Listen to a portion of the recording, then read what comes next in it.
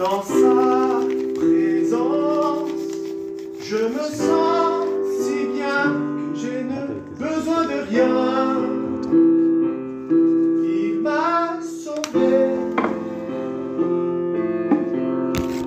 Mon cœur était pris de lui. Il était pris de lui.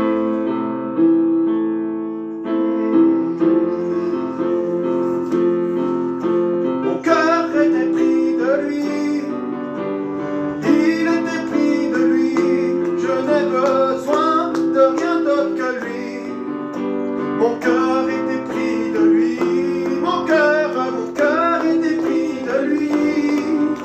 Je n'ai rien besoin d'autre que lui. Mon cœur était pris de lui. C'est juste une impro pour mon père, car je l'aime, Yeshua, aime-le, Yahweh. Mon cœur était pris de lui, je ne suis rien sans lui. Mon cœur était pris de lui, je ne suis rien sans lui. Je ne peux rien, mon cœur était pris de lui. Je ne suis rien sans lui. Mon cœur était pris de lui, je ne suis rien sans lui.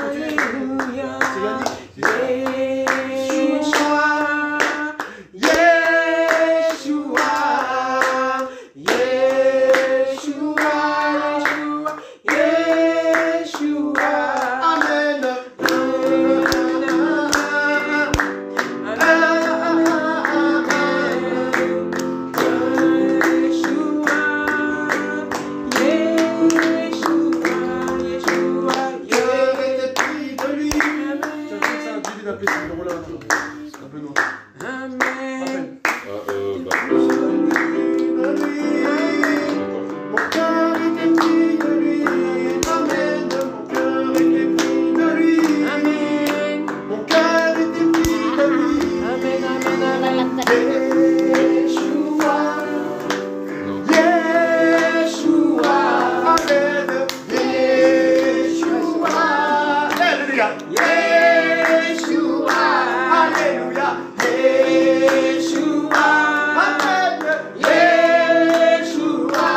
Alléluia. Yeshua. Amen. Yeshua. Remplis les mains de moi. Je me sens si seul. Donc je me repens, je l'appelle, car je veux être avec lui. Alléluia. Yeshua. Yeshua. Yeshua. Ah mon papa. Yeshua. C'est mon papa. Yeshua. Yeshua. Yeshua. Alléluia. Alléluia.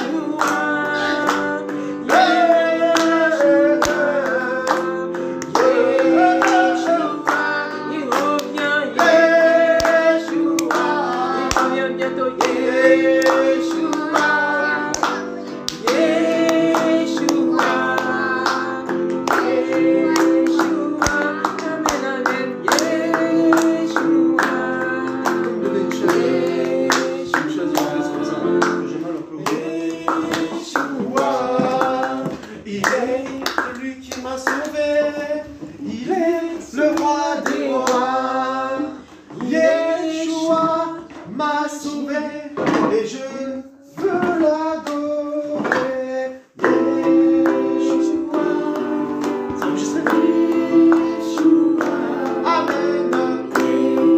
Yeshua, vas-y, oui, tu chantes.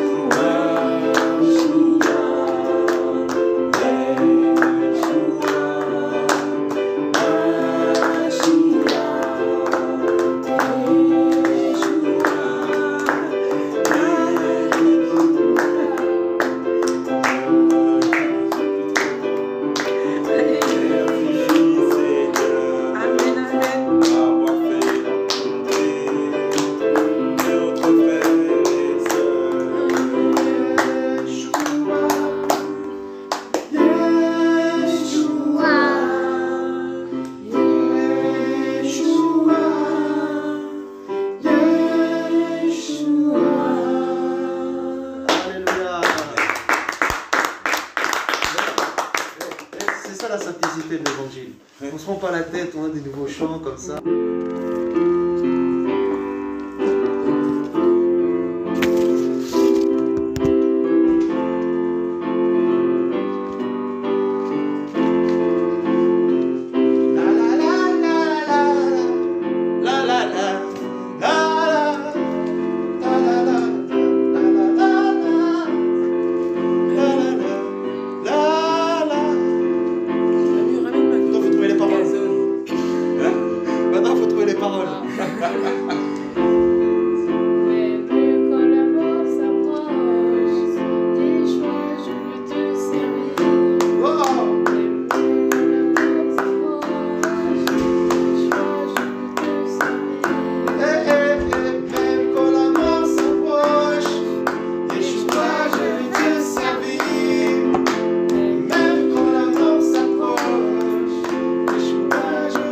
Servir.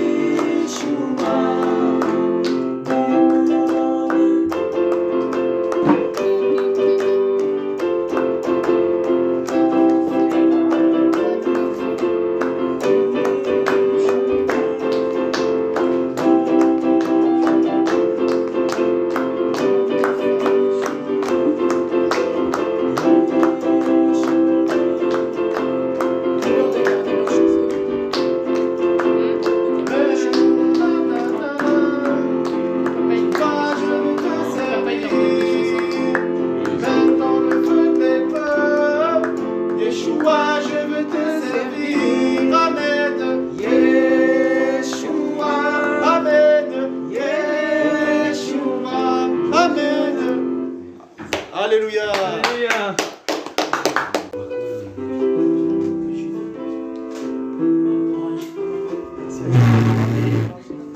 Celui-ci ou celui-là? Original. Tu veux pas? Non. Ah, je calcule. Oui, je veux prendre l'original.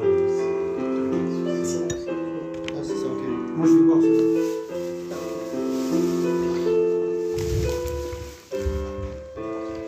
Donne-moi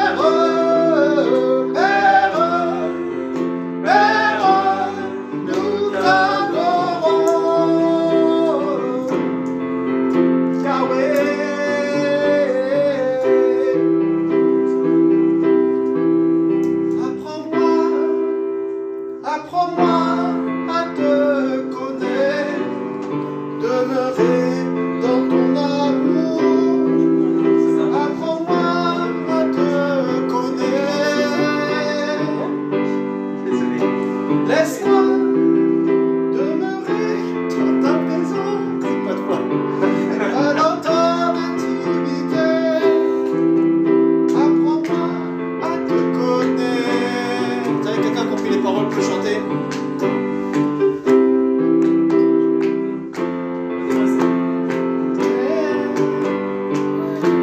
Ça fait. Apprends-moi à te connaître. Demeurer dans ton amour. Apprends-moi à te connaître. Ça fait. Laisse-moi demeurer dans ta présence, papa, dans ton intimité. Apprends-moi à te connaître. Laisse-moi demeurer dans ton amour, papa, dans ta fidélité. Apprends-moi à te connaître. Apprends-moi.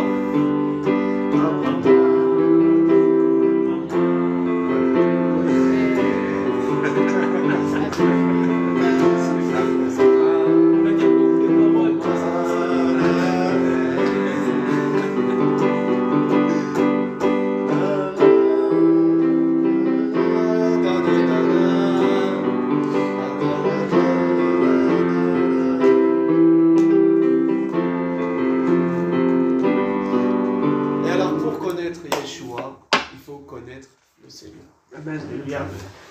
Et c'est Calvin qui disait ça. Calvin, il disait que si on ne connaît pas le Seigneur, on ne peut pas se connaître lui-même. Forcément, si tu ne connais pas ton Père, tu ne peux pas connaître qui tu es en tant que fils. Bah oui. Si ton Père, il fait la pêche, il pêche du poisson, toi aussi, tu vas pêcher du poisson. D'accord ? À part si tu as une autre... Comment on appelle ça ? D'autres envies. Tu écris comment? Moi j'écris trop mal. J'écris de travers et tout. Ah, c'est pas grave, on s'en fout. Ah, non mais tu vas rien comprendre. En plus, alors, je fais des faux. Alors c'est comme ça. Moi aussi j'en fais. Non mais c'est bien. Samuel. Il aura sa récompense. On fait tout ça. Du Seigneur. Alors, qu'est-ce que je vais faire déjà? Oui, voilà. Seigneur, je t'ai venu faire au puissant des Il y a choix. des feuilles, non, pour prendre des notes ou bien c'est comment?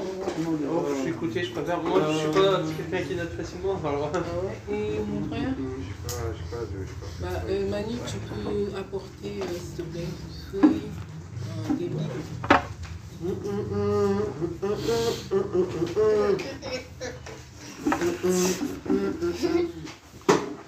Apprends-moi. Il est beau, hein, ce chant. Il est très, ah très oui, il est fort. Hein. Il est beau. Hein.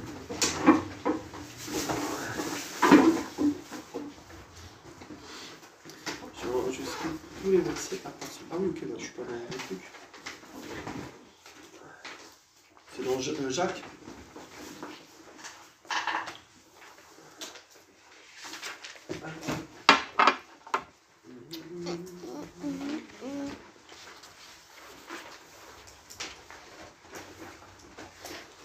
À partir du verset 21. Jacques 1, verset 21. Papa, bénis papa ce moment. Seigneur Yeshua, parle-nous, enseigne-nous Seigneur, parce que moi je ne peux rien faire sans toi. Papa, et, merci pour ta grâce. Merci pour ta fidélité, Seigneur Papa. Vraiment fortifie-nous, encourage-nous. Alléluia. C'est Jacques combien? Jacques chapitre 1, verset 21. Ah, vous savez, il y a une chose que... Est-ce que tu peux... tu enregistres? Tu enregistres Ok. Il y a une chose qu'on fait tous les jours, et, que tout le monde fait, qui est quelque chose qui est indispensable. C'est se regarder dans le miroir. Que ce soit les femmes, que ce soit les hommes, au moins une fois par jour, on se regarde dans le miroir. La question que je vais poser à chacun avant de prendre ce verset-là, c'est pourquoi on se regarde dans le miroir. Voilà. Pourquoi on se regarde dans le miroir. Voilà. Il y a des fois peut-être qu'il y a quelque chose qui nous gêne et on ne peut pas. Ouais, voir. c'est le On niveau. regarde dans le miroir pour voir ce que c'est. Quelque chose qui nous gêne. Ouais, sur le visage. Et donc du coup, pour être sûr, voilà, quand tu sors dehors dans la rue, d'être bien, d'être belle, d'être beau, tout ça. Amen. Amen. Pour voir en fait en gros, effectivement, les défauts. Voilà. Quelque chose qui gêne, comme notre sœur a dit. Si t'écris tout, frère, tu vas te faire une tablette numérique. Hein? Fais une conclusion, hein, parce que... Défaut. Juste défaut, parce que là, c'est pas très clair. Parce qu'il va tout écrire. Hein. Non, Hein? je sais pas. Il écrit juste, Je pourrais écrire. juste sur le sol. Tout. C'est ta maison, ouais, ok. Donc, le miroir. Et pourquoi d'autres encore? C'est pour Pour nous savoir guider dans l'état le de monde. notre visage. Pour voir l'état de notre visage. Exactement. Et ça nous permet de quoi en fait? Voilà. Voir si on est propre. Voir si on est... Propre. Amen. Alléluia. Donc vous voyez que le miroir là, ici physique, on parle du miroir charnel qu'on a nous tous à la maison, c'est pour voir si on est propre. Mais maintenant, si on se regarde dans le miroir trop rapidement, qu'est-ce qui se passe? On ne verra pas les détails en fait. Si on ne verra pas, comment dire, nos défauts, en fait, les détails. Parce qu'on est pressé, donc on va regarder des films, on ne fait pas attention de tout ce que... On est pressé. Et comme on est pressé, on n'a pas le temps. On va d'abord lire un verset. Après, on va continuer sur cette lancée-là. C'est pourquoi, mettant de côté toute souillure et tout résidu de méchanceté, recevez avec douceur la parole qui a été plantée en vous et qui peut sauver vos âmes. Et mettez en pratique la parole et n'écoutez pas seulement en vous trompant vous-même par de faux raisonnements. Parce que si quelqu'un est auditeur et non observateur de la parole, il est semblable à un homme qui observe le visage de sa genèse, ou alors dans d'autres versions c'est autre chose, le visage de sa genèse dans un miroir. Donc ici on nous fait comprendre que de la même manière qu'il y a ce miroir physique tous les jours en face de nous, dans lequel on se regarde justement pour voir nos imperfections, pour voir notre état en fait finalement, hein, avant de sortir dehors. De la même manière, la Bible, la parole du Seigneur tout entière, est ce miroir qui nous montre aussi notre état devant le Seigneur. Justement parce qu'on ne veut pas partir aussi n'importe comment. Voilà. Mais l'homme, vous avez remarqué, l'homme se soucie plus aujourd'hui dans la génération dans laquelle on est de l'apparence extérieure, de la manière dont les gens en fait le voient. Donc, il va faire tout pour impressionner les autres, pour attirer le regard des autres. Mais toutefois, son intérieur, c'est-à-dire sa relation avec le Seigneur, ça lui est égal. Soit parce qu'il n'a pas appris, ou soit parce qu'il ne le veut pas tout simplement. Et si l'homme maintenant meurt comme ça, et que justement, il n'est pas sanctifié, qu'il n'est pas saint, parce qu'il ne sait pas regarder dans ce miroir qui est la parole, qu'est-ce qui va arriver? L'enfer. Parce que on peut partir à n'importe quel moment. Et donc le Seigneur nous donne ce miroir, qui est cette parole, pour pouvoir en fait nous observer chaque jour, nous examiner chaque jour, afin de voir nos défauts, afin de voir justement ce qui nous gêne, pour avancer dans la marche en fait avec lui. Mais maintenant, comme la sœur a dit tout à l'heure, si on commence maintenant à regarder la parole vite fait. Oh, je lis juste un verset, parce qu'en fait, c'est un petit peu comme les religieux. Je lis un verset vite fait, parce que c'est mon devoir de le faire. Parce que j'ai l'impression que parfois, nous faisons les choses par devoir. Nous faisons les choses parce que nous devons les faire, parce que c'est être chrétien qui nous dit de le faire. Mais ce n'est pas quelque chose qu'on va faire par amour pour le Seigneur. Donc on va dire, je dois lire aujourd'hui. Après, on n'est pas toujours très bien. Il y a des jours où on n'a pas envie de lire. Il y a des jours, honnêtement, moi, j'ai pas envie de lire. On se force, c'est vrai. Mais le Seigneur voudrait que quand on aille dans sa parole, en fait, on veut aller véritablement dans ce miroir pour s'observer. Vous voyez, avant, aujourd'hui par exemple, de recevoir cet enseignement-là, il fallait aussi que je me regarde aussi dans le miroir. Pour voir si je pouvais apporter ce message-là. Vous comprenez? Donc, nous comprenons que l'homme n'a pas qu'un seul miroir qui est son miroir de la salle de bain. Vous voyez? Il a aussi ce miroir qui est la parole. Alors, on va prendre quelques versets. qui vont en fait nous expliquer un peu ces choses-là.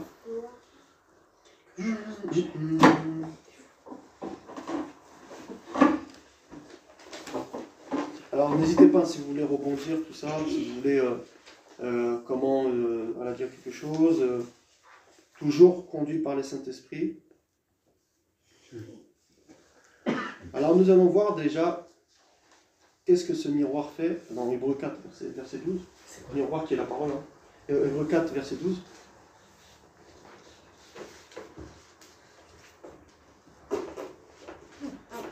Donc, si aujourd'hui beaucoup de personnes n'arrivent pas à marcher dans la sanctification, dans la crainte du Seigneur, dans leur vie chrétienne, c'est parce que déjà, ils ne se regardent pas suffisamment dans ce miroir. Parce que sinon, ils verraient finalement ses défauts et ils n'iraient pas marcher comme ça. Hébreux 4, 12. Voyez? C'est-à-dire qu'aujourd'hui, la plupart des églises, ils ont laissé les hommes lire la Bible pour eux. Ils ont laissé les hommes méditer pour eux, donner le message pour eux.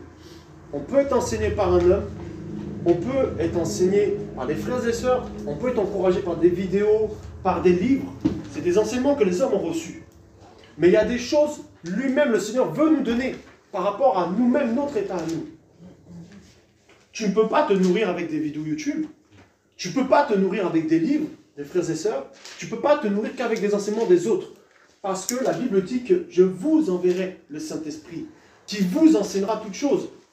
Donc le Saint-Esprit, lorsque tu te regardes dans cette parole-là, le Saint-Esprit va te convaincre de justice, de péché, va te montrer ton état devant lui. Vous voyez, lorsque Pierre était dans la barque, quand il a vu le Seigneur, il a dit « Seigneur, retire-toi de moi, parce que je suis un homme pécheur. » Parce qu'en face de lui, il avait le miroir. Il avait celui qui lui montre qui il était. Vous voyez?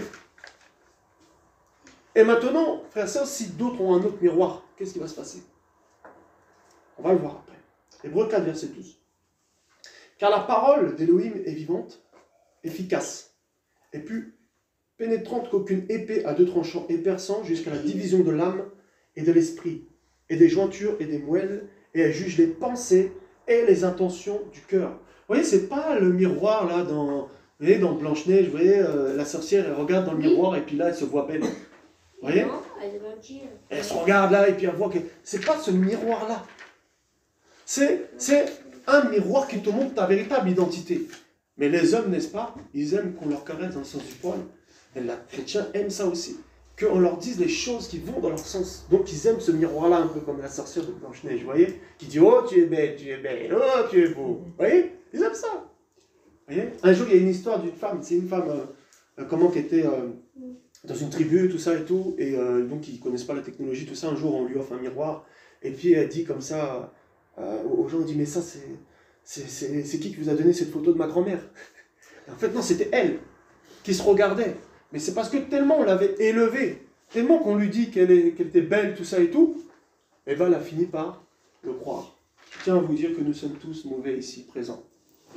Chrétiens ou pas, nous sommes mauvais, et c'est le Seigneur qui nous donne la force d'être bons. Et on nous dit que cette parole, c'est elle qui va mettre la division entre l'âme et l'esprit, c'est-à-dire l'âme, c'est le siège des émotions, des sentiments que tu as. C'est tout ce que tu ressens par rapport à des blessures que tu as reçues par rapport à ton passé. Si tu ne médites pas cette parole, si tu ne te regardes pas dans ce miroir-là, tu ne peux pas voir les blessures de ton passé. Tu ne peux pas voir, en fait, les choses qui sont arrivées dans ta vie et qui te bloquent aujourd'hui. Vous voyez? Le miroir. Et on nous dit aussi, et de l'esprit. Et l'esprit ici, il est question ici de l'esprit, bien sûr, l'esprit humain. Le Saint-Esprit, c'est l'esprit humain, c'est l'esprit que le Seigneur nous a donné, avec le souffle, vous voyez? Et il nous a donné cet esprit-là. Donc on commence à avoir une division entre les deux. Ça veut dire on commence à comprendre qu'il y a nos émotions, la charnelle, vous voyez, qui commencent à se battre contre aussi notre esprit à l'intérieur de nous-mêmes. On se bat. Vous n'avez pas vu, des fois vous avez des pensées tout le temps comme ça, des pensées bizarres qui vous traversent. C'est ça, c'est la parole, c'est le miroir qui fait ça. Vous voyez? Mais si maintenant tu n'as pas cette parole-là, ben, tu n'auras pas en toi ces luttes. Vous voyez? Donc déjà, ce qu'il nous faut, en tant que chrétien, c'est le véritable miroir. Voyez? Véritable miroir. Alléluia. On va parler, vous savez, le miroir aujourd'hui qu'on a, c'est quoi? C'est le miroir un petit peu, la plupart, c'est le miroir de la religion. Le miroir, comme je disais, qui te dit que tu es beau. En fait, j'appelle ça le miroir, en fait, déformé. Vous voyez? Quand j'étais petit, j'allais à la foire. Et quand j'allais à la foire, je voyais toujours, il y avait des miroirs déformés comme ça. Et je me regardais dedans et j'avais peur. Parce que je croyais que c'était moi, en fait. Et donc, je pensais que c'était mon identité. Ce miroir-là, quand je voyais, j'étais déformé, c'était mon identité. Mais ce n'était pas vrai. C'était ce qui était pour moi, c'était ce qu'on me reflétait, en fait, de moi-même. Et vous savez, il y a plusieurs miroirs qu'on nous présente.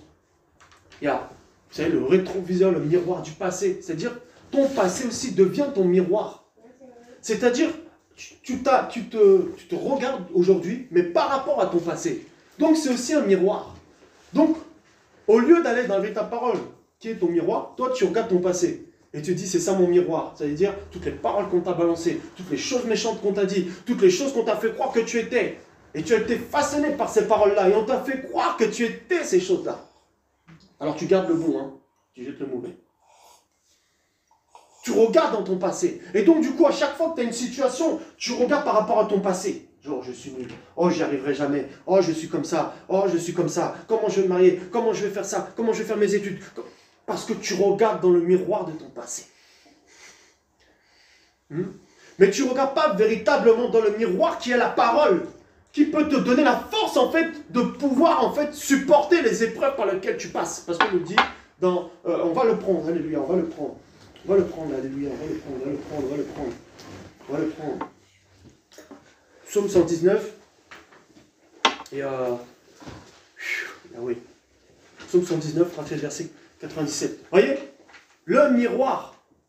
Comment voulez-vous qu'aujourd'hui les chrétiens réalisent leurs péchés, réalisent qu'ils sont devant le Seigneur, si, en fait, ils ne se regardent pas dans la véritable parole, le véritable miroir?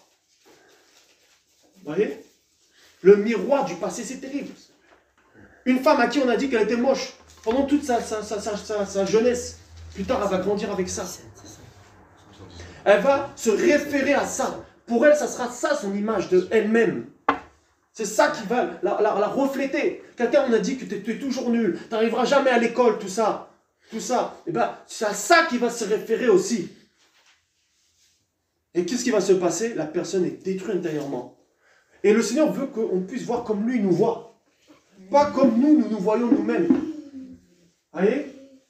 Comment le Seigneur te voit? Comment ce miroir, la parole aujourd'hui te voit? Ce miroir, comment il te voit? Lorsque tu es dans le secret, lorsque tu es seul, chez toi, tout seul à la maison, et que tu poses des actes, comment le miroir te voit? Parce que ce miroir-là va refléter ta vraie personne. Et il va permettre à ce que des gens t'attaquent, des gens t'accusent, des gens te frappent, des gens te disent toutes sortes de méchancetés pour te montrer que, regarde, toi aussi dans ton cœur, tu as de la méchanceté. Et il va te façonner comme ça. Tu sais, ce miroir, non seulement il te reflète, puis après il te donne la solution pour pouvoir en fait échapper à tout ça. Alors, j'avais dit psaume 119. C'est verset combien? À partir du, on va lire à partir du verset 97. Ici, c'est un psaume de David, notre bien-aimé. Le miroir. La parole est un miroir. Alléluia, Yeshua. Combien j'aime ta Torah. Elle est tous les jours ma méditation. Déjà, il dit, mais combien j'aime ta Torah. C'est tous les jours l'objet de ma méditation. Combien j'aime ce miroir, Seigneur. Et regarde ce qu'il dit par la suite. Par tes commandements, tu m'as rendu plus sage que mes ennemis, parce que tes commandements sont toujours avec moi. Et je suis plus prudent que tout ce qui m'avait enseigné, parce que tes préceptes sont ma méditation. Je suis devenu plus intelligent que les vieillards, parce que j'observe tes préceptes. Je garde mes pieds de toute mauvaise voie, afin d'observer ta parole. Je ne me suis pas détourné de tes ordonnances parce que tu me les enseignes. Bah oui, parce qu'on peut te présenter d'autres miroirs. Vous voyez, ça peut être le miroir des magazines. Oh, il faut que je sois comme cette fille-là. oh, il faut que je sois comme cet homme-là. Parce qu'on nous a tellement, on a mis des stéréotypes sur les gens. Et on leur dit que lui, il est beau parce qu'il est comme ça. Elle est belle parce qu'elle est comme ça. Et donc les gens commencent à se référer à ça. Ils disent, non, ça c'est le miroir. Je dois être comme ça. Ah, cette star, elle a réussi. Elle a fait tout ce chemin-là. Forcément, son histoire me ressemble un tout petit peu. Si je suis ses conseils, je vais arriver au même point. C'est-à-dire que c'est même les gens, les stars, tous ces gens-là, sont devenus comme un miroir aussi pour les hommes. Vous voyez? Et c'est pour ça que nous aussi, on doit refléter le Seigneur partout où on va. Amen. Parce qu'on est aussi ce miroir par rapport aux autres. Il dit, je suis plus prudent que tous ceux qui m'avaient enseigné parce que tes préceptes sont ma méditation. Vous voyez, on est prudent. Je suis devenu plus intelligent que les vieillards. Ouh, parce que j'observe tes préceptes. Amen. Vous voyez, quelqu'un qui s'observe là dans la parole est plus intelligent que le vieillard qui se croit sage. Même si c'est vrai que la vie aussi nous enseigne des choses. Mon frère, je suppose, par rapport à la vie, il a plein de choses à m'enseigner. Je suis sûr et certain. Même la parole, ça se trouve, hein, il y a peut-être quelque chose de caché. On va en parler après. Hein? Amen. Amen. Amen. C'est-à-dire que c'est pas l'âge qui compte, c'est si tu t'observes dans la parole. Maintenant, réfléchissons. Est-ce que nous observons véritablement dans la parole? On nous dit, la foi vient de ce qu'on entend, et ce qu'on entend vient de la parole du Seigneur. Et si on entend autre chose, c'est comme si c'est un autre miroir. Je suis devenu plus intelligent que les vieillards parce que j'observe tes préceptes. Je garde mes pieds de toute mauvaise voie. Je ne suis pas détourné de tes ordonnances parce que tu me les enseignes. Que ta parole est douce à mon palais, plus douce que le miel. Je suis devenu intelligent par tes préceptes. C'est pourquoi je haïs toute voie de mensonge. Ta parole est une lampe à mes pieds, une lumière sur mon sentier. Amen. Vous voyez, ce miroir, ça met la lumière. Et ça met la lumière où? Ça met la lumière dans nos cœurs. D'accord? Voilà. Ça veut dire, il peut y avoir beaucoup de choses autour de toi qui se passent. Tu peux lire des livres de psychologie, de psychanalyse, tout ça. Mais ça ne va jamais vraiment, véritablement te montrer qui tu es. Ton identité et comment, si tu plais au Seigneur. Et si tu es prêt. Voilà. Parce que quand on se lave, on se regarde dans le miroir, on est propre, on sort dehors. On ne va pas sortir dehors sale. Vous voyez? Mais nos cœurs là doivent être propres aussi. Parce que le jour du jugement peut arriver demain, tu peux avoir un accident de voiture. Est-ce que tu es prêt? Est-ce que tu es propre? Vous voyez? Et vous savez, la religion veut que les gens pensent plus ils se frottent avec du savon, plus ils mettent de l'eau bénite, plus ils font tout ça. Et ils pensent qu'ils vont se sanctifier comme ça. C'est cette parole. Quand tu lis cette parole-là, c'est comme une eau. Elle te nettoie, elle te purifie, elle te lave. Voyez? Waouh! Mais honnêtement, vous avez jamais entendu des gens qui sont dépressifs et parfois ils sont là et ils ont du mal à se regarder dans le miroir? À cause d'un peu de poids et tout ça, ils sont dépressifs. Et bien nous, chrétiens, on est pareil. Des fois, on va prendre des versets qui nous arrangent. Des versets qui vont dans notre sens, en fait. On a peur de lire les versets qui parlent du jugement parce qu'on sait que là, on a fait une bêtise. Hein? Mais quand tu vas bien, là, tu peux tout lire. Hein? Quand tu vas bien, quand tu as la paix avec le Seigneur, tu peux lire tout la parole. Là. Tu peux te regarder pleinement dans le miroir. Hein? Mais sinon, là, quand tu n'es pas bien, tu veux qu'il y ait de la buée dessus. Tu vois, voilà. Tu ne veux pas voir véritablement ton état. Allez? Waouh! Le miroir, mes amis. Allez? Donc vous vous rendez compte que l'homme est là, il fait attention à son apparence extérieure toute sa vie, et il meurt, et un jour, il arrive au ciel, alors qu'il est mort habillé, il arrive au ciel nu. Et là, il dit, mais qu'est-ce que je fais nu? Bah ouais, mais t'as oublié ce miroir-là. Tu vois? Ouais, tu te regardais tous les matins, tu te faisais beau, tu mettais du gel, d'op, tout ça là, mais t'as oublié ce miroir. Ah bon, mais moi je pensais que c'était le Coran, moi je pensais que c'était les livres, tout ça là, la philosophie, tout ça. Je pensais que c'était ça qui... Et je pensais qu'être une bonne personne, c'est faire du bien autour de moi, tout ça. Et comme j'étais riche, je pensais être béni.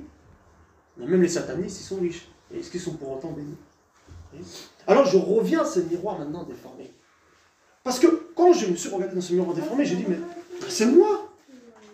Non. J'étais petit, donc je n'avais pas encore, si vous voulez, la distinction entre le vrai et le faux. Vous voyez? C'est pour ça que plus on grandit avec le Seigneur, plus on commence à voir aussi la distinction entre le vrai et le faux. Et en fait, il y a des chrétiens qui marchent sur la terre, qui sont sincères avec le Seigneur, mais comme ils se regardent dans un miroir qui est déformé, c'est-à-dire un évangile qui est déformé, et bien toute leur vie, sans le savoir, ils vont marcher en étant déformés.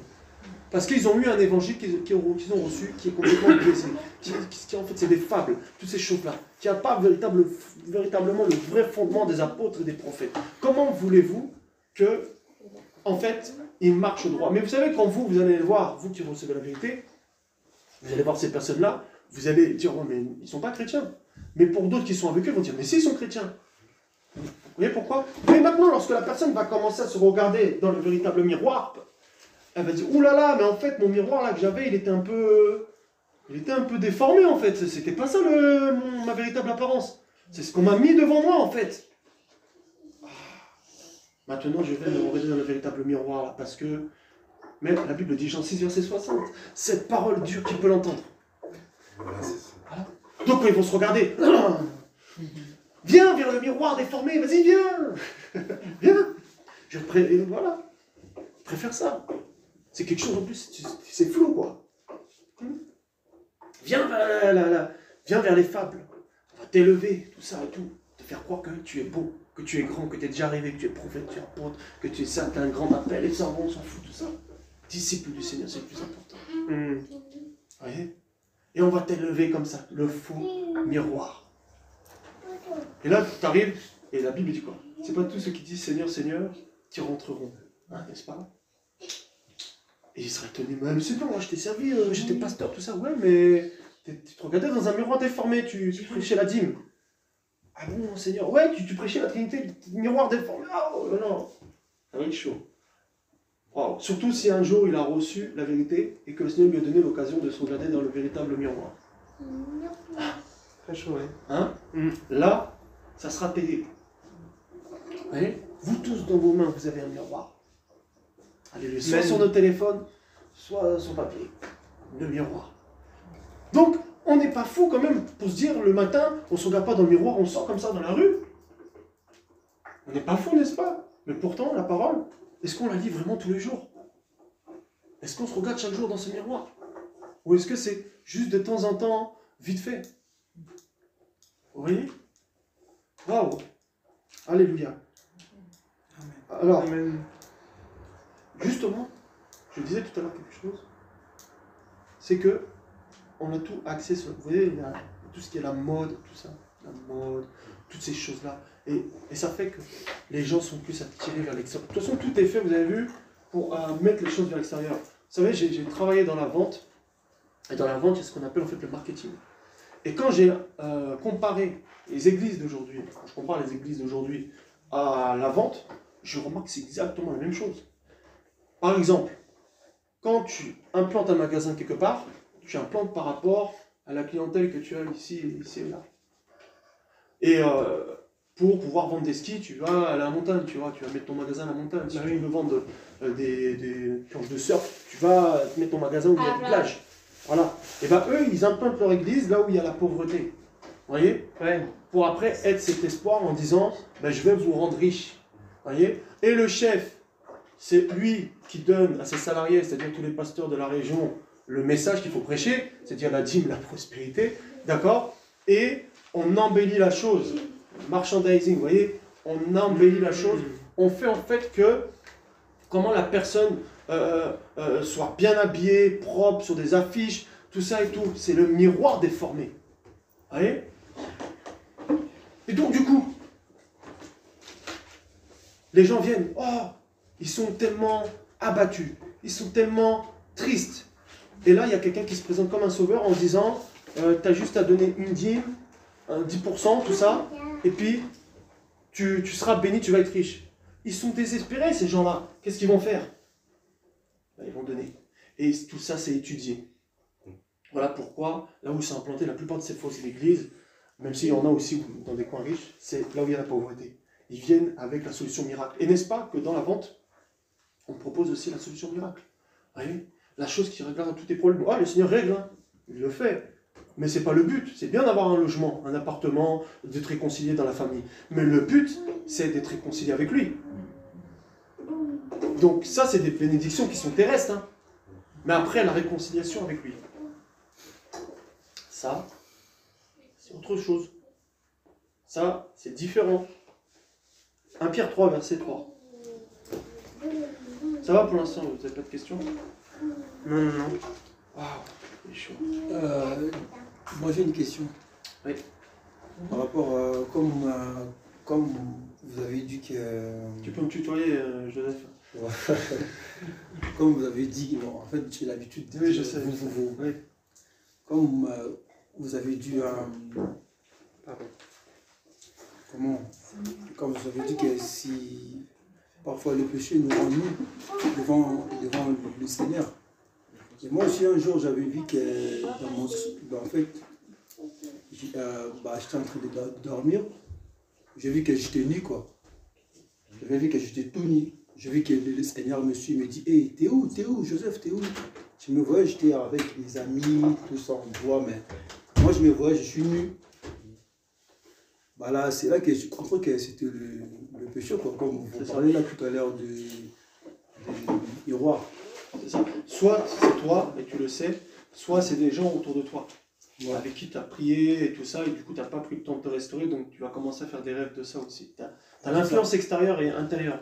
Ah, d'accord. Qui peut faire qu'en songe aussi, tu peux te retrouver dévêtu, tout ça et tout, parce que tu n'as pas pris le temps de méditer. Sache que le manque de méditation est un péché aussi. Ouais, c'est ça. Voilà. Le manque de prière aussi. Donc si tu pries avec des gens qui sont impudiques, ben forcément, toi-même en fait, tu peux aussi rêver des choses comme ça, un peu bizarres aussi. Voilà, c'est pour ça que nous voulons la sainteté. C'est important pour nous garder aussi spirituellement. D'accord? Et si tu vois que tu fais des selles aussi dans un rêve, quelque chose comme ça, mais les selles, c'est le péché qui sort. Tu vois? Ou alors si tu vois que comment on appelle ça? Tu urines aussi, pareil, ça c'est une délivrance que le Seigneur opère, mais dans ton rêve, tu vois. Voilà. Ou alors tu peux rêver que tu es à l'école, et l'école, ben, c'est des formations que le Seigneur te fait passer. Donc le Seigneur parle comme ça aussi des fois par des rêves. L'école, ça peut être aussi... ça te ramène en arrière, non? Bah, tout dépend en fait, si tu es à l'école et que tu vois que tu as redoublé, bah là en fait le Seigneur te montre que tu as loupé une étape en fait dans ta marche chrétienne et que tu dois recommencer. Mais si tu vois par exemple tu as 7 sur 10, parce que des fois ils donnent des notes et tout ça, et que tu continues la marche, mais le Seigneur te montre que tu as eu une bonne note en fait, que là tu peux continuer en fait la route. Parce que dans les églises où on était, quand tu fais des rêves, où tu te vois à l'école, tout ça, ils disent que c'est un esprit, tu as un esprit de... Comment ça s'appelle, de blocage, en fait, qui te ramène en arrière, enfin, c'est pour ça, tu vois. Esprit de blocage. En fait, c'est tout le temps des esprits de blocage. Partout, eux, de toute façon, eux, c'est ça. T'es attaqué, esprit de blocage. Mais en fait, un chrétien, il doit vivre des persécutions aussi. Oui, bien sûr. Aussi. Mais là, en fait, quand tu rêves de l'école, le Seigneur, en fait, te montre l'étape. Tu es avec lui, en fait. Tu vois, il te montre que là, tu arrives à un certain niveau avec lui, que là, peut-être tu as loupé cette épreuve, peut-être que là, tu as manqué de patience, peut-être que là, tu vois, c'est ça, en fait. Et parfois, quand tu te retrouves à l'école avec des anciennes camarades que tu connaissais, en fait, qui sont païens, Ouais. est-ce que c'est la même chose que qu'on est à l'école du Seigneur, quoi? Après, ça, c'est quand tu pries, hein, le Seigneur, il va te révéler ça, mais si tu te retrouves... Après, moi, quand je me retrouve à l'école, dans un rêve, je ne vois pas forcément les gens autour de moi. Ça peut être aussi le Seigneur qui te montre que tu te conduis aussi comme eux, tu vois. Voilà, tout dépend. Après, c'est toi, quand tu vas prier, ta relation avec le Seigneur, il va te montrer ça. Voilà. Ok. Donc, effectivement, ce miroir aussi, ben, voilà, la parole aussi peut venir comme ça en rêve et tout ça, nous montrer aussi les choses. Et il dit dans 1 Pierre 3, verset 3, que votre parure ne soit pas celle de l'extérieur, le tressage des cheveux et les ornements d'or et l'ajustement des habits, mais l'être humain caché dans le cœur, l'incorruptibilité d'un esprit de douceur et de tranquillité qui est précieux devant Elohim. Car c'est ainsi que se parlaient aussi autrefois les saintes femmes qui espéraient en Elohim, étant soumises à leur propre mari. Donc ici, on peut comparer l'homme et la femme au Seigneur, donc voilà, qui est avec son épouse, voilà, les chrétiens en tout cas, qui se préparent. Et ici, on nous dit que la parure que tu dois avoir, c'est celle de l'extérieur. Pas celle, comme on l'a dit tout à l'heure, pardon, celle de l'intérieur, excusez-moi. Oui, oui. Pas celle de l'extérieur, comme on l'a dit tout à l'heure. Vous voyez, ici, votre parure ne soit pas celle de l'extérieur. Donc, on a le droit de se faire beau, belle, on a le droit, c'est pas interdit. Mais toutefois, le Seigneur veut que, comment on fasse attention à notre intérieur. Voilà. Il dit pas que oui, il faut te laisser aller, machin, c'est pas ce qu'il est en train de dire. Voilà. Mais il montre que les anciennes femmes, en fait, elles recherchaient plus à avoir ce comportement, cette douceur, vous voyez, cette tranquillité, tout ça, cette incorruptibilité, voilà, du cœur, tout ça, dans le cœur. C'est ça qu'elle cherchait d'abord. Pas à paraître, en fait, parce que c'est le paraître, en fait, tout ce qui est les tresses, tout ça, machin, c'est le paraître. Les gens mettent du parfum à fond, tout ça et tout, là, scorpion, machin, tout ça. Vous voyez, parce qu'ils n'ont pas le parfum de Yeshua. Vous voyez? Ah oui. Donc il nous faut aussi le parfum de Yeshua, mais ça on en avait parlé, je me souviens de l'autre fois. Donc le miroir, ce miroir-là, c'est soit tu le jettes, soit tu l'acceptes. Voilà. Mais sache que, même si tu ne médites pas la parole, le Seigneur te rappellera toujours, attention, examine-toi. Même des fois en fait, ça t'arrive, tu as fait une bonne journée, mais ça ne veut pas dire que tu n'as rien fait. Tous les jours, il faut demander au Seigneur, Seigneur, est-ce que j'ai fait quelque chose? Est-ce que j'ai ouvert une porte inconsciemment? Peut-être j'ai manqué de sagesse ici. Peut-être j'ai fait là, j'ai fait ça ici, j'ai fait ça. Peut-être je ne me suis pas rendu compte, Seigneur, montre-moi. Parce que sinon, tu auras des surprises. Les gens pensent que c'est que les péchés conscients. C'est-à-dire, on se repentit que pour... Il n'y a pas déjà de péché grave et qui n'est pas grave devant le Seigneur. Tout péché est grave. Tu mentes, que tu te masturbes, que tu sois dans la pornographie, toutes ces choses-là, c'est la même chose pour le Seigneur. C'est un péché.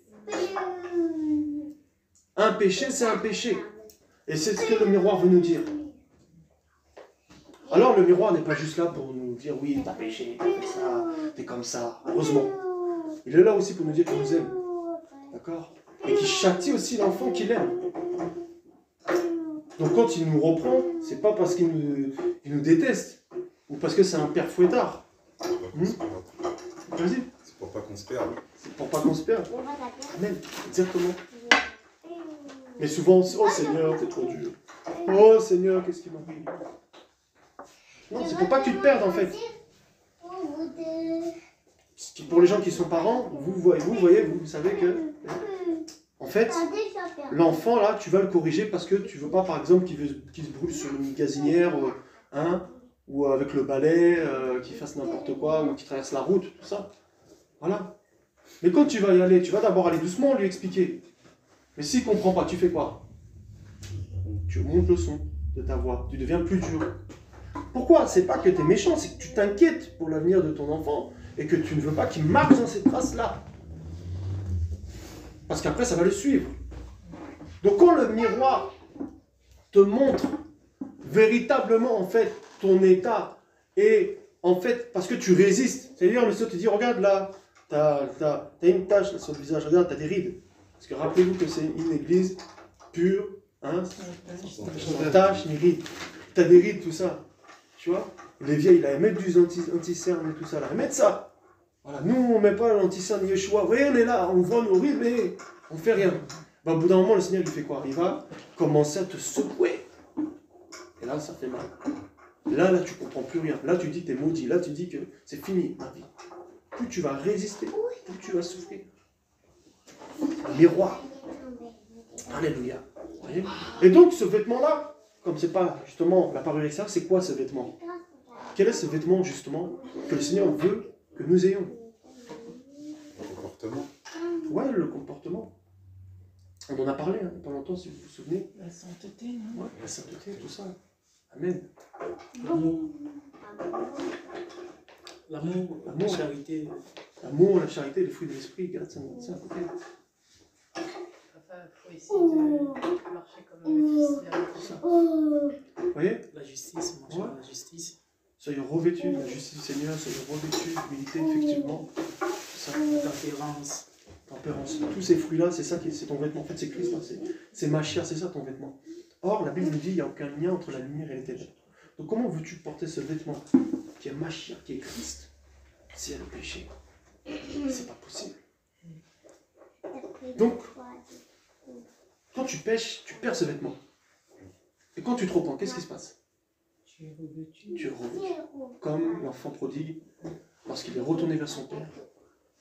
Le père n'a pas chassé en disant oh, t'as trop péché, vas-y, c'est bon, j'oublie de toi. Non, il n'a pas fait ça. Il a ouvert ses bras. Et il l'a accueilli. Et il lui a redonné, alléluia, la plus belle robe. Alléluia. Pourquoi? Parce qu'en fait, à un moment donné, l'enfant prodigue a pris conscience de son état. Oh, mais là, je suis avec des porcs, vous voyez, le miroir. C'est-à-dire les paroles de son père qu'il avait reçues. Pourquoi il était bien là-bas? Il s'est rappelé. Ça veut dire ce miroir-là, il peut être aussi dans ton esprit. Parce qu'on nous dit que la parole est ancrée dans nos cœurs. Donc elle est, bien sûr, sur la parole papier, le téléphone, tout ça, mais elle est dans ton cœur, elle est gravée avec l'encre du Saint-Esprit dans ton cœur. Donc même si tu ne l'as pas devant toi toute la journée, quand tu es au travail et tout ça, tu dois te rappeler à chaque fois qu'elle est là. Alors c'est vrai qu'au début, on peut devenir un peu comme... on veut tellement avoir le contrôle sur les choses, et que ça peut être un peu fatigant. Mais c'est pas ce que je dis. Je dis juste que, de temps en temps, il faut méditer la journée sur une parole qu'on a reçue. Vous voyez, si tu t'es pas regardé avant de sortir la journée, eh ben tu vas forcément oublier qui tu es. Tu vas oublier ton identité et donc tu vas te comporter comme les gens du monde et non comme le Seigneur. La parole que tu médites va te permettre de te souvenir qui tu es, ton identité, que tu es chrétien dans les lieux célestes.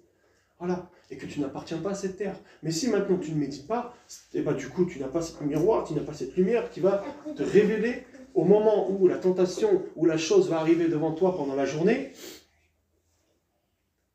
qui tu es. Et forcément, ben, tu tombes. Pourquoi? Le miroir, la lumière. Voyez? Et donc, on doit être revêtu de Mashiach. Et je lui ai expliqué ça. C'est-à-dire, le miroir aussi va te permettre d'avoir le discernement lorsque tu vas te retrouver en face d'une situation que tu bénisses celui qui te fait du mal. Parce que souvent, on a tendance à maudire, à envoyer le feu, à faire ci, je souhaite ça. Tout ça, on peut recevoir des choses sur les gens, mais on ne doit pas le souhaiter forcément que ça leur arrive si c'est des mauvaises choses. Ouais. Ta femme, ton mari te parle mal, et sur le coup, toi, tu réagis mal en fait. Tu réagis mal, et tu ne te rends pas compte en fait que c'est le diable qui essaie de rentrer. Tu as fait une erreur, reconnais, sois humble. Hier, il y a quelqu'un qui a pris de l'argent à une sœur que je connais, et tout ça et tout. J'avais pas les certitudes, j'avais pas assez de preuves. Je me suis repenti, j'ai dit excuse-moi frère si je t'ai blessé. Allez. Parce que je veux pas me retrouver en face du miroir et qu'il me dise en fait il a pas volé.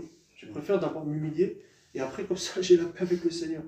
Je ne veux pas de problème avec le Seigneur. Parce qu'en plus, non seulement ce miroir te montre qui tu es, et si tu lui obéis pas, il va montrer à tout le monde qui tu es. C'est pour ça que il faut tout le temps être en accord avec ce miroir. Ouh là là. Ah oui. Yeshua le miroir, la parole du Seigneur. Alors, ce miroir nous permet en fait finalement, comme je disais, d'avoir la connaissance de nous, de nous-mêmes, de qui nous sommes, à l'intérieur de nous. Parce qu'on ne va pas le lire, mais on connaît ce passage dans Osée 4, verset 6, que le peuple est détruit parce qu'il lui manque la connaissance. C'est parce que l'homme n'a pas connaissance de qui il est, il s'en fout, il dit oh mais moi de toute manière, vous avez déjà entendu parler de ça. Il dit la lettre tue et l'esprit vivifie. Alors il se dit voilà la parole c'est la lettre, donc du coup je la dis pas, moi je suis que dans l'esprit, je suis un super prophète, et puis je vais aller prophétiser, je vais aller faire ça, et je connais les choses spirituelles, j'ai pas besoin de cette parole-là. Alors qu'il est écrit mon peuple périt par manque de, mon peuple, on va prendre Osée 4 verset 6, mon peuple est détruit faute de connaissance. On va le prendre quand même. Moi j'aime beaucoup les versets. Osée 4 verset 6. Ah d'accord, Osée 4 verset 6. Quand vous allez vous regarder là, dans le miroir ce soir ou demain matin, vous allez penser toute votre vie maintenant à ça. Hein? Amen. Alléluia. Amen. Osée. Osée. Yeshua le miroir. Alléluia.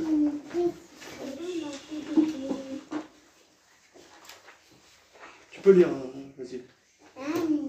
Mon peuple est détruit faute de connaissance. Puisque tu as rejeté la connaissance, je te rejetterai, afin que tu n'exerces plus la prêtrise devant moi. De même que tu as oublié la Torah de ton Elohim, j'oublierai aussi tes fils. Je continue? Non, c'est bon. Mon peuple est détruit faute de connaissance. Bah ouais. Soit il n'a pas de miroir, soit c'est un miroir déformé. C'est une parole déformée comme je disais. Donc, il n'a pas la véritable connaissance.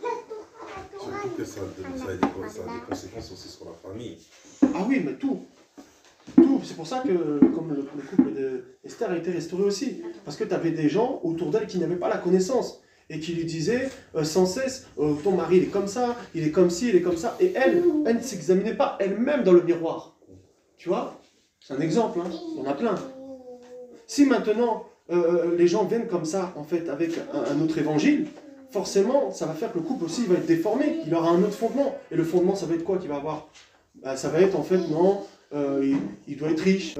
Non, ou la femme doit être soumise à son mari. Mais attends, la femme doit être soumise à son mari à partir du moment où le mari respecte sa femme. Mais si la femme, le mari ne respecte pas sa femme, la femme n'est pas soumise. En fait, nous sommes soumis au Seigneur, pourquoi? Parce qu'il nous respecte. N'est-ce pas? Nous sommes soumis, pourquoi? Parce qu'il nous aime. Parce que, en fait, il prend soin de nous. Donc si un mari ne prend pas soin de sa femme et que sa femme n'est pas soumise, c'est la faute à qui? Le mari. Voilà, exactement. Le mari doit être soumis au Seigneur. Exactement. Ouais, c'est ça. Et il doit être aussi soumis d'abord au Seigneur, effectivement, d'abord au Seigneur. Mais tout ça pour dire que, en fait, comme je disais la fois, en fait, ce qu'on entend, mais tu as des gens, ils ne sont pas neutres. Ils vont venir au milieu de ton couple, au milieu de toi, ou alors au milieu d'une dispute, et ils ne vont pas être neutres. Et parfois, le danger, c'est que, parce que tu as entendu une partie, tu te fasses emporter par cette partie-là, sans avoir écouté l'autre partie. Mais ça, c'est autre chose. Ça ne fait pas partie de ce qu'on parle aujourd'hui, mais on peut en parler, ça reste la parole. C'est-à-dire que parfois, tu as des gens, ils ont un souci avec quelqu'un, et ils vont faire en sorte que tu sois de leur côté. Parce que toi, tu as vu quelque chose par rapport à cette personne-là. Mais toi, la chose que tu as vue, c'est petit par rapport à lui. Mais lui, il va utiliser ça pour faire éclater la chose. Donc, à chaque fois, il faut être neutre. Vous avez vu quand Salomon il a reçu les deux femmes là? La femme qui, comment on appelle ça, qui avait l'enfant qui était décédé, hein? Et celle qui n'était pas la mère a dit, ben, coupez-le en deux. Mais vous savez, il a écouté les deux et il a été neutre à ce moment-là. Il n'a pas dit, oui, c'est elle directement. Il a été neutre, il a écouté, il a pris le temps, il a discerné, il a été neutre. Mais si maintenant on commence à dire, ouais, c'est à cause du mari, la femme, elle va être comment après? Et si le mari lui dit, c'est à cause de la femme, ça crée la division. Non, ma soeur, regarde-toi aussi, parce que tu peux gagner aussi ton mari par ton comportement. Mon frère, regarde-toi, parce que tu peux gagner ta femme par ton comportement. Parce que souvent, nous voulons prêcher la parole, que les gens comprennent ça, comprennent ci, comprennent ça, mais c'est le comportement qui parle le plus. C'est le comportement qui va faire que la personne va changer. Vous voyez? Voilà. Et donc, les gens n'ont pas cette connaissance. Ils ont la lettre, ils ont la théologie. Vous voyez? Et aussi, d'autres ont d'autres motivations. Quelles sont nos motivations, même quand on vient ici, par exemple, pour partager la parole? Certains, ça va être comment j'ai besoin de reconnaissance. L'autre, ça va être j'ai soif de la parole, j'aime le Seigneur, je veux le connaître davantage. L'autre, ça va être j'ai rien à faire aujourd'hui. Vous voyez, chacun d'entre nous, le Seigneur sait pourquoi nous sommes là, ou alors dans notre réunion, pourquoi nous venons écouter la parole. Vous voyez? Ou alors j'ai besoin d'une guérison, ou alors j'ai besoin d'entendre une parole qui vient du Seigneur. Seigneur, est-ce que tu es toujours avec moi, par exemple? C'est ça, en fait. Mais en fait, si déjà à la base, tu n'as pas le bon fondement, forcément, ça va être bancal ta maison. Là. Ça va partir dans tous les sens, tous les côtés, puis c'est la fête. Hein. Le diable, il rentre comme il veut, il fait la fête, la fiesta au niveau de ta famille, tout ça. Hein. Et tu fais comment maintenant? Voilà. Et là, c'est dur, parce que là, maintenant, tu dis à ta femme, mais regarde-toi dans le véritable miroir. Non, là, Dieu, c'est bon. De toute façon, voilà. On met Dieu de côté comme ça. Alors que c'est lui qui nous a unis. Voilà. On doit mettre la parole au milieu. Tu mets la parole au milieu. Hein, qu'est-ce que la parole dit? Mais des fois, en fait, on veut tout de suite régler la chose. Des fois, il faut attendre que ça refroidit un peu, là. Et puis après, tu parles avec ton épouse, avec ton mari. C'est pas tout de suite, tu viens, tu vas absolument défoncer la porte pour parler avec elle ou avec lui. Hein? Malheureusement, on est comme ça. On n'est pas patient, nous les hommes. On veut tout de suite régler la chose. Des fois, je dis, non, attends un peu. Je souffle là. Et puis après, on va parler. Je vais méditer un peu, je vais prier, et après, on va parler. Parce qu'il faut qu'on parle dans la paix. Si on ne parle pas dans la paix, eh ben on va parler avec un esprit charnel. Et là, ça va amener des disputes. En fait, il faut éteindre le feu. Quand le feu s'allume. Le but du miroir aussi, là, qui est choix, c'est d'éteindre ces feux-là aussi. Vous voyez? Le feu qu'il y a dans nos cœurs, ou le feu qui soit à l'extérieur, ou à l'intérieur, il faut l'éteindre, ce feu étranger. Vous voyez? Donc, ben voilà. Et puisque tu as rejeté la connaissance, voilà, tu as rejeté ce miroir, voilà, véritable connaissance, je te rejetterai afin que tu n'exerces plus la prêtrise devant moi. Voilà. Donc ça, c'était les prêtres, tout ça, et lévitique, etc., qui faisaient la prêtrise dans le temple.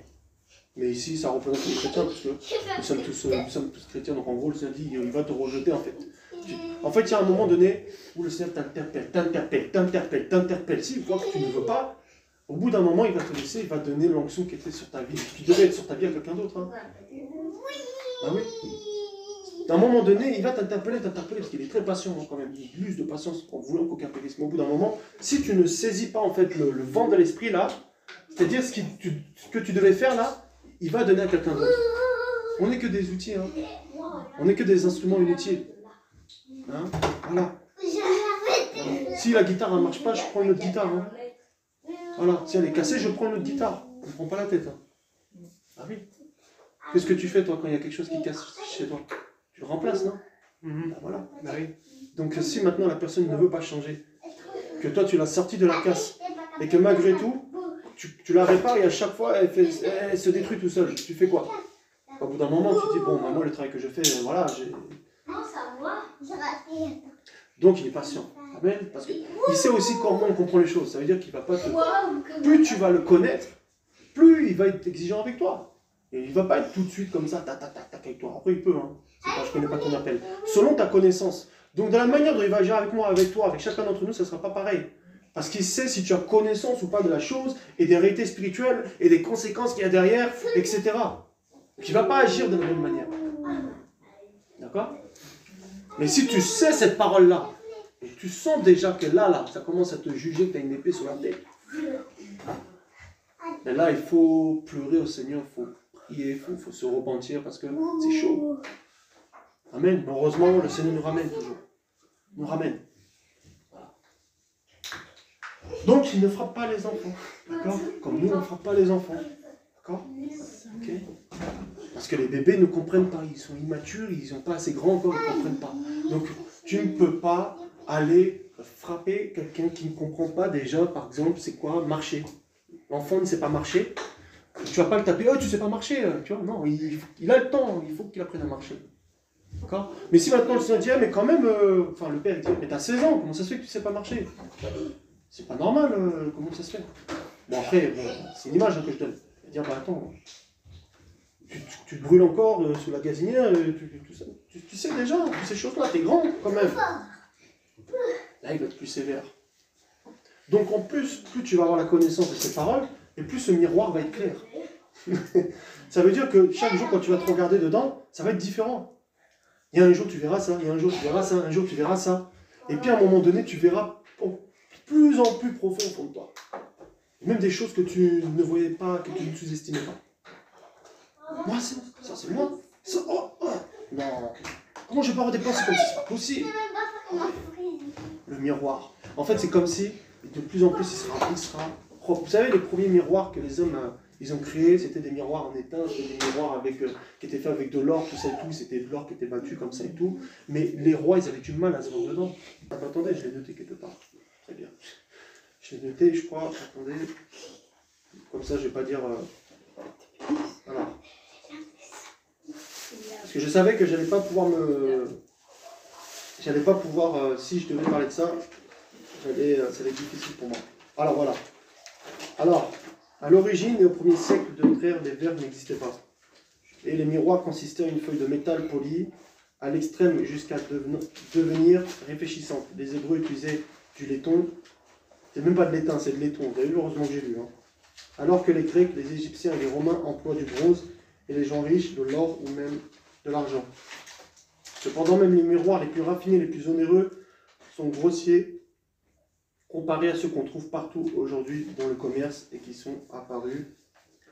C'est à partir de ce moment-là, en effet, qu'on a commencé à fabriquer des miroirs en couvrant le dos d'une surface de verre, d'un amalgame d'étain et de plomb. Plus tard, on utilise l'argent parce qu'il est davantage réfléchissant. Et comme il s'oxyde rapidement, il est remplacé par l'aluminium, etc. Je ne vais pas tout lire, mais pour vous dire que les premiers miroirs n'étaient pas éclairés, n'éclairaient pas forcément. Et si on me disait, tu vois, de la même manière que les miroirs à l'époque n'éclairaient pas les gens sur tout leur état, Et bien c'est la même chose avec la parole. La parole, lorsqu'elle est sortie, elle a éclairé effectivement les gens, mais la connaissance que nous avons de cette parole aujourd'hui n'est pas la même qu'ils avaient à l'époque. Elle est encore plus grande.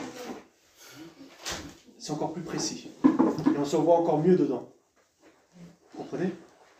Et le Seigneur me disait ça. C'est que nous ne rendons pas compte aujourd'hui que nous avons tout. Nous avons la Bible sur téléphone, nous avons des enseignements, nous avons Internet. Internet, à l'époque, il fallait aller dans une grande bibliothèque comme ça, monter sur une échelle en bois, tout ça et tout, pour aller chercher ton livre, la communauté. Vous vous rendez compte? Et aujourd'hui, on a tout sur Internet. Je veux nous poser la question, quelle excuse on aura? Je ne dis pas qu'il faut aller fouiller sur Internet, c'est aussi une poubelle. Mais je veux dire, quelle excuse on aura en fait? Parce que le miroir, il est partout autour de nous. Il est partout. C'est pas juste, comment on appelle ça, juste sur le téléphone ou en papier. Partout, la parole est partout. Même les films, ils s'inspirent de la parole. Je dis pas qu'il faut aller regarder des films, hein, mais la plupart des films qui ont réussi, tout ça, ils s'inspirent de la parole. Comme Matrix, là, ils s'inspirent de la parole. T'as le monde, le faux monde, et puis le Matrix, et puis le vrai monde. Tout ça. Ah oui. Donc, nous comprenons que rien n'est nouveau sous le soleil. Mais aujourd'hui, nous avons la connaissance. Et il le dit, hein, de comment que les prophètes ont désiré voir ce que vous voyez aujourd'hui, mais ils n'ont pas vu. Wow. Voilà, c'était caché. Et nous, aujourd'hui, nous voyons. Hein, comme dans un miroir. La gloire du Seigneur. Ça me rappelle Moïse, en fait, quand il était caché, Moïse. C'est ça. Quand il avait la gloire. Comme, en fait, quand il voyait Moïse, il voyait le Seigneur. il était caché. Il ne pouvait pas encore le savoir. Je crois que j'ai pris ce verset-là aussi. Vous voyez, il y a tellement de choses à dire. Alors, Seigneur Yeshua, c'est terrible. Voilà. 2 Pierre 1 à partir du verset 16. Alors, est-ce que vous commencez à comprendre un petit peu, par la grâce de Yeshua, l'importance maintenant aujourd'hui de méditer la parole tous les jours?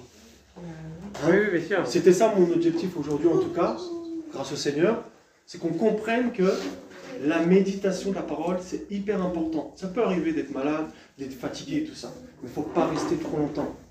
Parce que des fois on travaille aussi, hein, pas rester trop longtemps sans méditer. Parce que tu accumules des choses en toi que tu ne vois pas. Mais si tu arrives à les ôter directement, voilà. Donc, s'il y a un péché dans une maison quelque part, il faut confesser cette chose-là avant de dormir, parce que sinon ça va prendre le dessus sur toi. La colère, pareil, tu as des choses dans le cœur, il faut confesser avant de dormir. Si tu attends 2 jours, 3 jours, c'est foutu. Tu as des esprits de colère, des esprits bizarres qui vont rentrer, toutes sortes. Parce que tu n'as pas confessé, parce que tu as répondu. Voilà. Le miroir, Yeshua. 2 Pierre 1 à partir du verset 16. Et est-ce que tu peux lire, sœur Esther, s'il te plaît?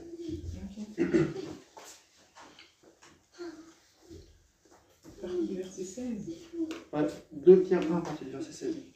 Car ce n'est pas en suivant des fables inventées que nous vous avons fait connaître la puissance et la part aussi de notre Seigneur Yeshua Mashiach, mais c'est en étant devenus témoins oculaires de sa grandeur. Verset 17. Car il a reçu Elohim le Père, l'honneur et la gloire, lorsque la voix que voici était... Verset 17, non, c'est pas ça? Ok, vas-y, c'est bon. Alors, lorsque la voix que voici a été portée jusqu'à lui par la gloire magnifique, celui-ci est mon fils bien-aimé en qui j'ai pris plaisir. Verset 19. Verset 19. Alors, nous avons aussi la ferme parole prophétique à laquelle vous faites bien d'être attentifs. Ah, le miroir là. Il faut être attentif. Pourquoi? Parce que prophétique, c'est-à-dire on parle de quoi? C'est-à-dire que même ce miroir aussi peut te montrer aussi les choses qui vont arriver. Ça va permettre d'anticiper les pièges que l'ennemi a contre toi. Un exemple, ma femme par exemple va recevoir quelque chose en rêve qui doit m'arriver. Parce qu'elle médite beaucoup. C'est un exemple. Elle va voir quelque chose. Et quelqu'un, par exemple, qui doit te critiquer. Et du coup, 3 jours avant, tu es prêt. Et du coup, quand tu vois la chose, bah, tu es prêt en fait à encaisser. Tu ne vas pas réagir charnellement. Parce que, justement, tu as ce miroir-là déjà qui te dit comment agir. Et parce que le Seigneur t'a montré. Et donc, ce miroir-là aussi, là, est prophétique. D'accord? Yeshua, notre roi. C'est-à-dire la parole là, c'est quelque chose qui peut te montrer ton avenir, tout ça et tout. Vous savez, les gens, ils regardent dans les étoiles pour trouver des présages. Hein. Ils vont chez les voyants, boucle de cristal, machin, ça pourquoi? Pour voir l'avenir. Il faut leur dire, allez voir le véritable miroir.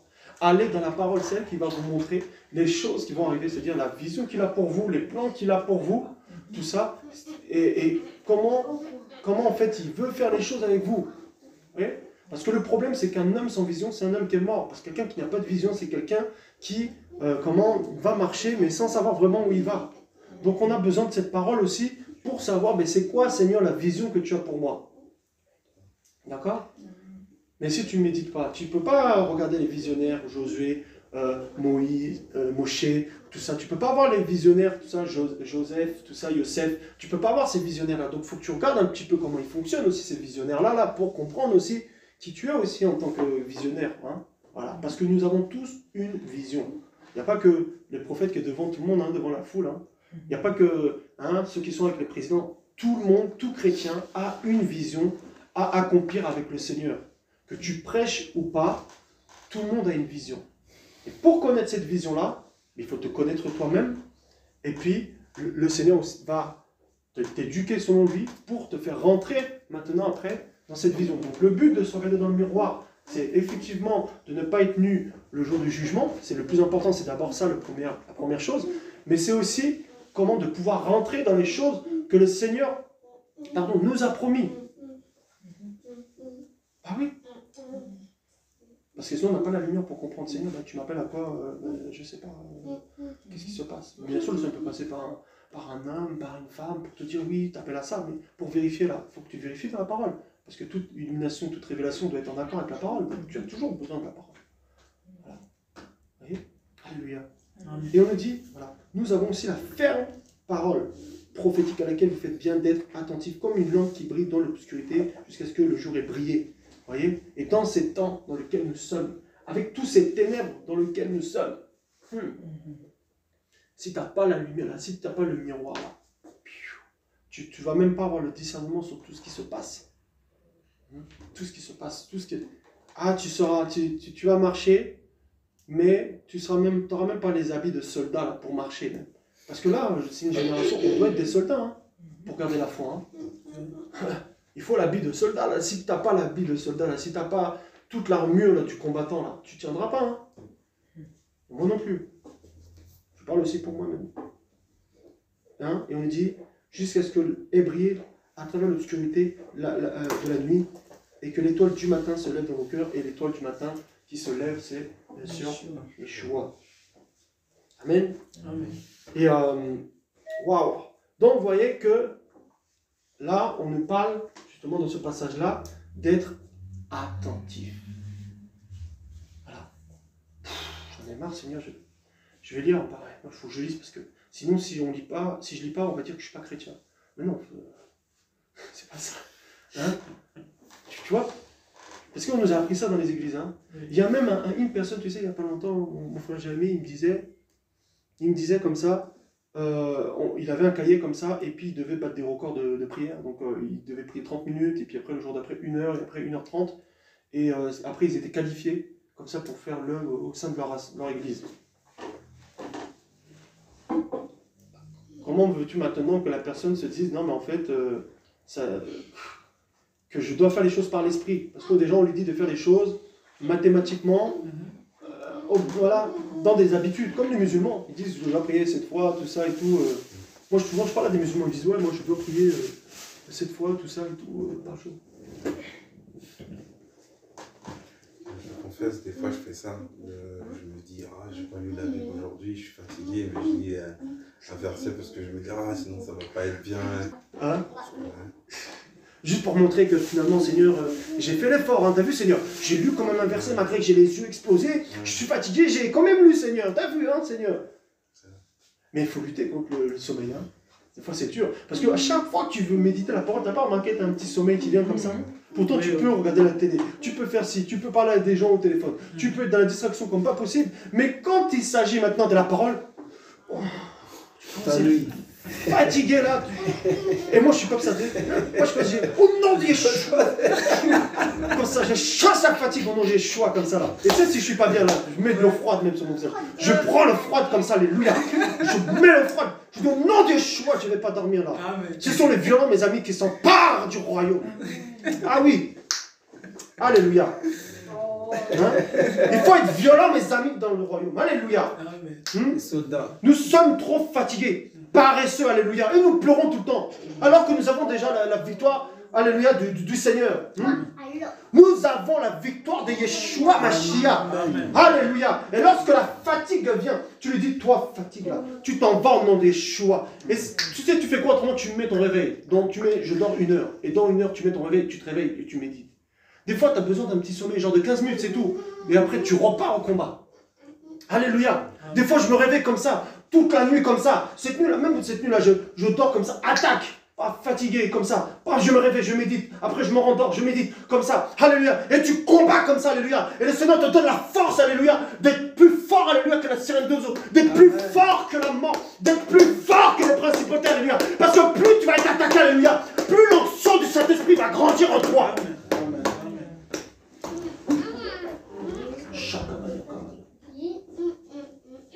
C'est qu'on ne nous a pas appris à être des guerriers, alléluia. On nous a appris à être dépendants des autres, alléluia. On nous a appris, alléluia, à toujours demander aux autres. Mais le Seigneur t'a donné le pouvoir. Le Seigneur t'a donné cette épée. Le Seigneur t'a donné, alléluia, cette force. Mais c'est que tu ne vas pas chercher cette force. Ce matin, j'étais épuisé. J'ai dit, Seigneur, j'ai la réunion là. Seigneur, la réunion là, j'y vais pas là. Ah non, non, non, je suis fatigué. Et le Seigneur me donne ce verset. Il me dit, personne ne tiendra devant toi. Et je lis ce verset-là. Et il dit que, comment je suis avec toi. Alléluia. Ça m'a donné tellement de force. J'ai dit, Seigneur, je vais méditer au nom de Yeshua. Je vais prier, alléluia. Et aujourd'hui, je vais parler de ton message que tu veux. Amen. Ils ont eu des comment ça s'appelle, leur congèle, tout ça. Ma machine, elle a explosé, tout ça là. Le frère dit, je vais regarder ta machine. J'ai dit, pas aujourd'hui. Ça va prendre du temps. Ah oui. Et on a eu des attaques comme ça. Moi, j'ai dit, non, Seigneur, soit c'est toi qui veux nous freiner, soit c'est le diable. Qu'est-ce qui se passe? Et j'ai dit, au début, j'ai dit, je vais pas, mais j'ai dit, je vais quand même essayer. Oui, si tu n'essayes pas. Et j'ai vu, j'ai commencé à prendre le dessus là. J'ai senti qu'il y avait comme si quelque chose, je prenais le dessus comme ça. En fait, tu vas être attaqué par des choses de plus en plus grandes. C'est pour qu'en esprit, tu sois grand. Ah oui? Plus tu auras des choses terribles qui vont t'attaquer et que quand tu vas réussir face à la tentation, comme Yeshua, quand il était dans le désert et qu'il a été tenté, alléluia, et qu'il a résisté, alléluia, il grandissait, il croissait en esprit et il est ressorti avec la puissance du Saint-Esprit. Amen. Il est ressorti avec la puissance du Saint-Esprit. Vous voyez? Mais il devait d'abord, il tentait. Il devait d'abord, oh alléluia.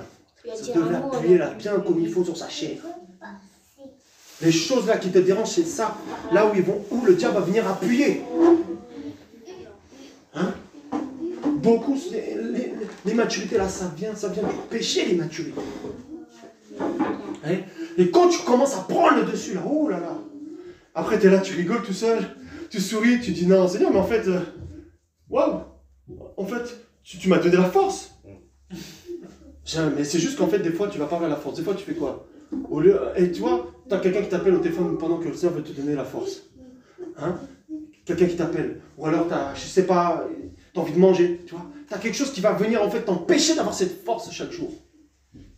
Tu dois prier, Seigneur, donne-moi la force. Seigneur, donne-moi la force d'être ça. Seigneur, donne-moi la force de marcher droit. Seigneur, donne-moi la force. Les gens pensent que non, tu as une bénédiction spéciale qui tombe sur toi comme ça et puis tu es tranquille. Non, c'est un combat. C'est une lutte. C'est dur. C'est pour ça qu'on dit beaucoup d'appelés, très peu d'élus. Parce que les élus, ce sont ceux qui combattent dans le secret. Ça peut arriver de tomber, mais il ne faut pas pratiquer.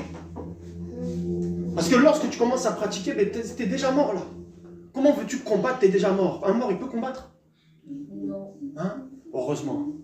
Alléluia. Yeshua est l'Élohim de résurrection.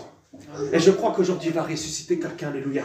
Il va ressusciter le feu dans ta vie, alléluia. Il va restaurer l'onction dans ta vie, alléluia. Il va te ressusciter. Ah oui, quand l'olivier est déraciné et qu'on le replante, il repousse.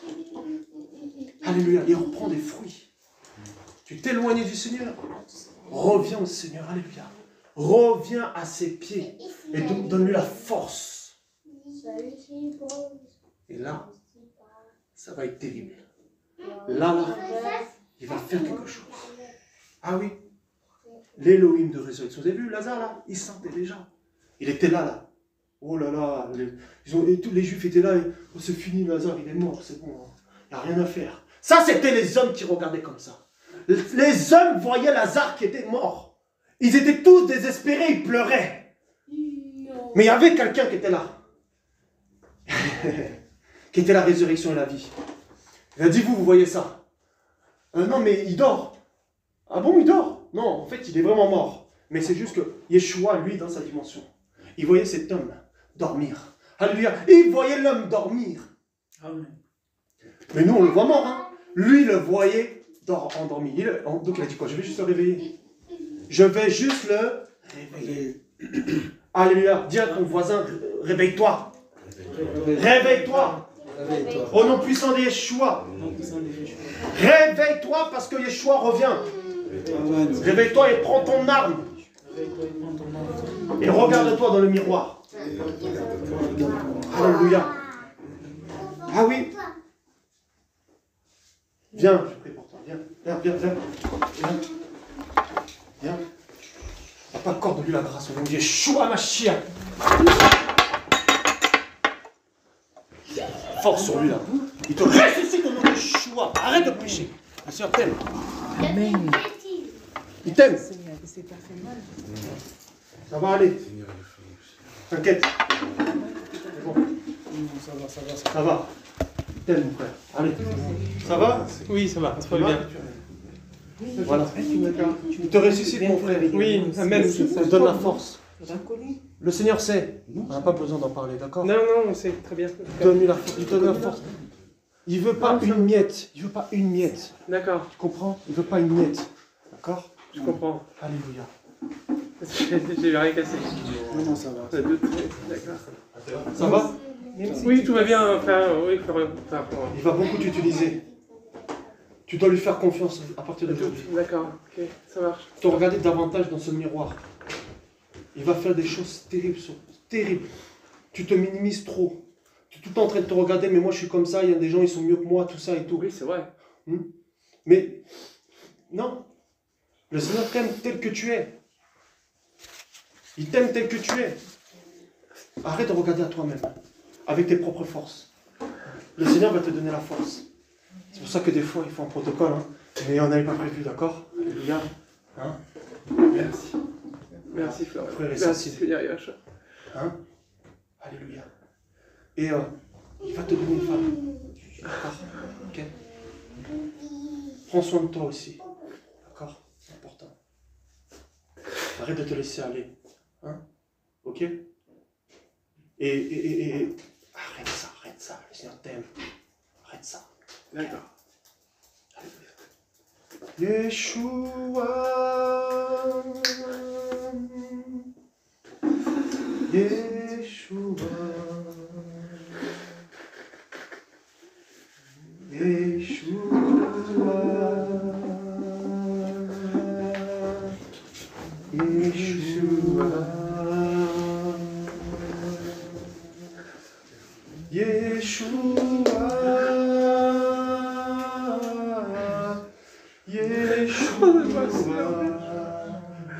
Seigneur est en train de le décharger, il va remplir la restauration. Il a demandé au Seigneur de le répondre, il l'a répondu.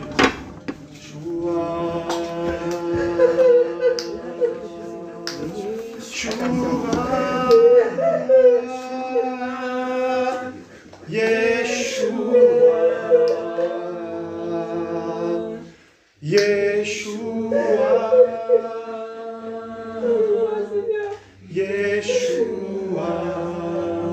t'aime. Il t'aime, Yeshua. Alléluia. Je te loue, je t'adore. Je t'aime, papa. Yeshua. Yeshua. Donne-lui un sac. Alléluia, donne-lui un sac. Ça va? On prend un sac quand même, parce que ça peut sortir aussi. Sors! Ressors, sors de son ventre, on est Yeshua. Sors de son ventre! Lâche-le. Sors de son ventre. Tu me quittes maintenant. Allez, serpent, quitte-le. Tout ce que vous lui avez fait manger là la nuit. On a des choix. Allez, sors! Sors! On a des choix. Yeshua travaille, mes amis. Yeshua le délivre, ne vous inquiétez pas. Ça va aller. On a des choix. Allez, remonte et sors! Esprit impur qui lui fait faire des choses qu'il ne veut pas. Sors! Serpent ancien. Sors! Sors! Je te connais, je sais qui tu es. Sors! Sors! Serpent ancien, sors! Remonte et sors! Remonte et sors! Remonte et sors! Tout ce que vous lui avez fait manger la nuit. Il servira le Seigneur, il parlera de la part du Seigneur. Alléluia, tout le monde le connaîtra au nom de Yeshua parce que Yeshua est en lui. Alléluia. Au nom de Yeshua. Sortez aujourd'hui, c'est sa délivrance. Sortez complètement. Lâchez sa vie, toutes les paroles de méchanceté que vous lui avez fait croire. Vous lui avez dit des paroles de méchanceté. Vous l'avez fait culpabiliser pendant des années. Aujourd'hui, c'est fini. Aujourd'hui, c'est une nouvelle route. Les choses anciennes sont passées, toutes choses sont devenues nouvelles. Aujourd'hui, ça sort. Aujourd'hui, ça sort. Aujourd'hui, ça sort. Aujourd'hui, ça sort. Aujourd'hui, ça remonte et ça sort. Au nom puissant de Yeshua. Sors. Allez, lâche-le complètement. Tu es encore là. Tu t'en vas complètement. Tu combats ces pensées. Jour et nuit. Même au travail, tu combats tout le temps ces pensées. Toutes sortes de pensées, des pensées un peu, des pensées par rapport à lui-même. Et tu es là. Et je te vois, tu t'en vas au nom de Yeshua. Tu t'en vas. Lâche-le. Quitte-le. Dors lisse. Tu t'en vas. Tu t'en vas. Sors. Sors. Alléluia. Merci Yeshua.